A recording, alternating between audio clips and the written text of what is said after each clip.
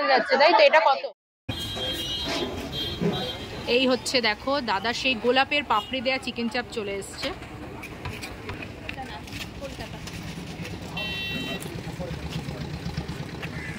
American দাদার কিন্তু ঢাকনা খুলে গেল এখন। এই কতটা ঘি পড়ে যাচ্ছে আমেরিকান দাদার বিরিয়ানির মধ্যে দেখি। পড়ে গেল। কি জায়গাটা দেখে চেনা চেনা লাগছে?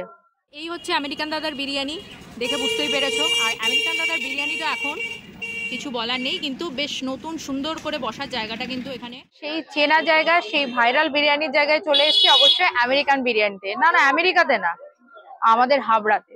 অলরেডি হাঁড়ি নামার আগেই কিন্তু বসে পড়েছে, দেখতেই পাচ্ছ এখনো কিন্তু হাঁড়ি নামেনি। হাঁড়ি নামার সাথে সাথে কিন্তু এখানে প্লেট সাজানো হয়ে যাবে।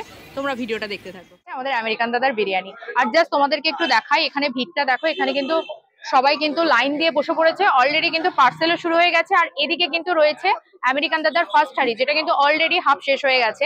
আর আমি তোমাদের সাথে শেয়ার করব, যেটা আমি আগে আমার ভিডিওতে রাখিনি, এই সুন্দর জায়গাটাতে কিভাবে দাদা এখানে সুন্দর একটা ব্যবস্থা রেখেছে এবং যেখানে সুন্দর করে খাবারটা পরিবেশন করা হয়, একদম নিমন্ত্রণ বাড়ির মতো, যেটা আমি দেখতে পেলাম। এত কথা বলে দিলে কি করে হবে, বাকিটা দেখে নাও। চলো, আর দেবপ্রিয়াঙ্কা চ্যানেলটিকে কিন্তু সাবস্ক্রাইব করে রেখো। চলো তাহলে।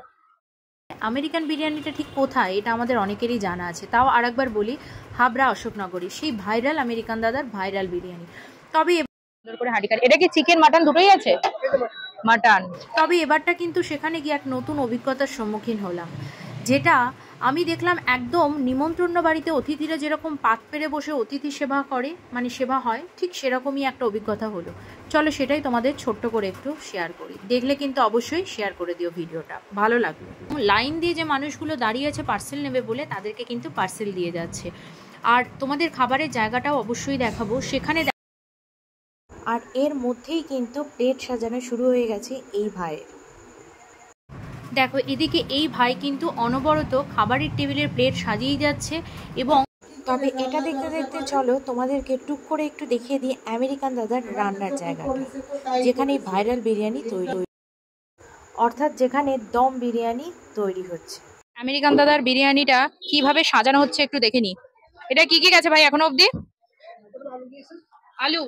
বাবা, আলু। এটা কি দিচ্ছ দাদা? এটা কি সিক্রেট বলে কিছু আছে নাকি নরমাল বিরিয়ানির মশলা? আচ্ছা, এই ধোয়াটা। আর গোলাপের পাপড়ি যায় এখন? গোলাপের পাপড়ি এর ভিতরে আছে, মানে এই মশলাটার ভিতরে ডাস্ট করা। ও, আগে যে তুমি ওই যে পাপড়ি শুদ্ধ দিতে ওটার দাও না? ও আলটিমেটলি লাভ হয় না এই মশলা। আচ্ছা, অনেক কিছু শিখে গেছে না দাদা। এদিকে দেখো রাইসটা কিন্তু সেদ্ধ হয়ে গেছে, এবার কিন্তু দমে বসে পড়বে বিরিয়ানি। কি করে? অনেক কিছু করে। আমেরিকান দাদা নিজের হাতে রাইস দিচ্ছে। রাইসের উপরে আর কিছু যাবে? অনেক কিছু যাবে।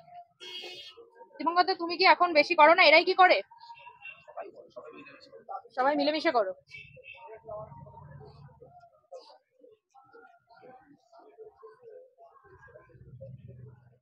দেখো একদম ঢালোয়া টেবিল চেয়ার পাতা রয়েছে, এপাশের দিকে টেবিল চেয়ার রয়েছে, আর এদিকে দেখো ঢালোয়া টেবিল চেয়ার পাতা, যেখানে কিন্তু প্রায় 24 থেকে 25 জন মানুষ বসে একসঙ্গে বিরিয়ানি খেতে পারবে।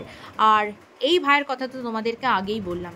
তবে আরেকটা কথা বলি, এই আমেরিকান বিরিয়ানি খেতে শুনেছি আমি দূর দূরান্ত থেকেও মানুষ আসছে এই বিরিয়ানি টেস্ট করার জন্য। আজকে বহু দিন ধরে এই বিরিয়ানি একই দামে দাদা বিক্রি করে যাচ্ছে। আদৌ কতটা বাড়বে বা কতটা বাড়ার কথা আছে সেটা আমার জানা নেই, সেটা সব থেকে বেশি ভালো বলতে পারবে আমেরিকান দাদা। বর্তমানে আদৌ কি দাম বাড়াবে বা বিরিয়ানির দামটা কি একই রাখবে নাকি কি? তবে হ্যাঁ, যে দামই হোক না কেন সেটার পরের কথা, এই যে আনলিমিটেড বিরিয়ানি, আনলিমিটেড রাইস, এটা কিন্তু বহু দিন ধরেই আজকে আমাদের কাছে ভাইরাল হচ্ছে। আর বিশেষ করে এটা আমার কাছে ভীষণ একদম অতিথি সেবার মতোই লেগেছে, যেখানে পাত পেরে বসে জমিয়ে খাওয়া যাবে, ঠিক যত খুশি ততটাই খাওয়া যাবে। তোমরা কি বলো? তোমরা কারা কারা আমেরিকান দাদার বিরিয়ানি টেস্ট করেছো আমাকে একটু কমেন্ট করে বলে দিও। আমি কিন্তু এই নিয়ে জাস্ট 3 থেকে 4 বার আমেরিকান দাদার বিরিয়ানি টেস্ট করতে গেলাম। আমার কিন্তু আমেরিকান বিরিয়ানি খেতে খুবই ভালো লাগে। তবে আজকে আমি আমার খাওয়ার কথা না বলে বরং দেখে নিই যে কত মানুষ এখানে পাত পেরে বসে ঠিক অতিথি সেবাটা নিচ্ছে, এবং যে যত ইচ্ছা মন ভরে খেতে পাচ্ছে। নিকিতা ভালো আছো? তারপর সব ঠিকঠাক চলছে তো? সব ঠিকঠাক। আচ্ছা, ফার্স্টেই আমি শুরু করি, সেটা হচ্ছে যেটা চলছে না সেটা হচ্ছে ফুড ব্লগিং। ফুড ব্লগিং চলছে না? না, আচ্ছা, ঠিকঠাক তুমি একটু চলছে না। বলো তো মতামত কি চলছে। ফুড ব্লগিং ঠিকঠাক চলছে না। আমার বলার বক্তব্য হচ্ছে এটা অনেক ফুড ব্লগার আছে।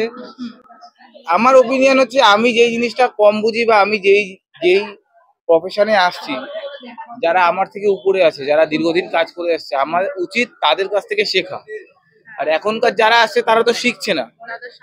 তো এসে আমি অ্যালাউ করছি আমার কিচেনে, দিচ্ছি একটা, বলছে আর একটা, তুলে নিয়ে যাচ্ছে একটা, ক্যাপশনে দিচ্ছে আর একটা। এটা আমাদের মতন যারা বিজনেসম্যান আছে তাদের ক্ষতি হচ্ছে।